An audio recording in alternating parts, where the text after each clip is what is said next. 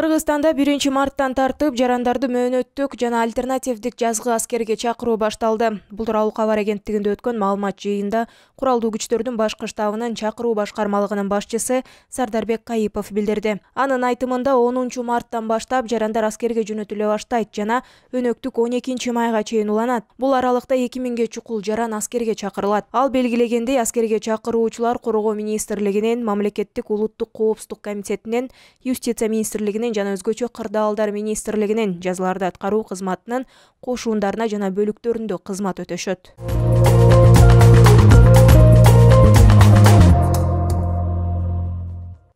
Бишкектин Ден Саяпин жана Лумумба көчөлөрүнүн кесилишиндеги мыйзамсыз курулган 2 кабаттуу имарат түрттүрүлүүдө. Белгилей кетсек, Бишкек шаарынын мэриясынын муниципалдык менчикти башкаруу департаментинин муниципалдык жерге мыйзамсыз имарат куруу алган жаранга карата доо арызы Бишкек шаарынын Ленин райондук сотунун 2022 жылдын 26 сентябрындагы чечими менен канааттандырылды. Сот департаментинин доо арыздарын канааттандырып, жалпы аянты 326,7 чарчы метр болгон 2 кабаттуу имаратты бузуу чечимин кабыл алган.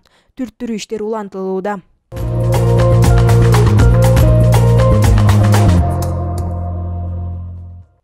Билим берүү жана илим министрлиги 222 мектеп директорунун ордуна сынак жарыялады. Бишкек шаарында 7 мектеп директорунун орду бош болсо, ал эми Чүй облусунда 33, Ош облусунда 69, Ысык Көл облусунда 8, Талас облусунда 4, Нарын облусунда 7, Баткен облусунда 27, Жалал Абад облусунда 67 мектеп директорунун орду бош. Документтерди кабыл алуунун мөөнөтү жана сынакты өткөрүү графиги жакынкы күндөрү белгилүү болот.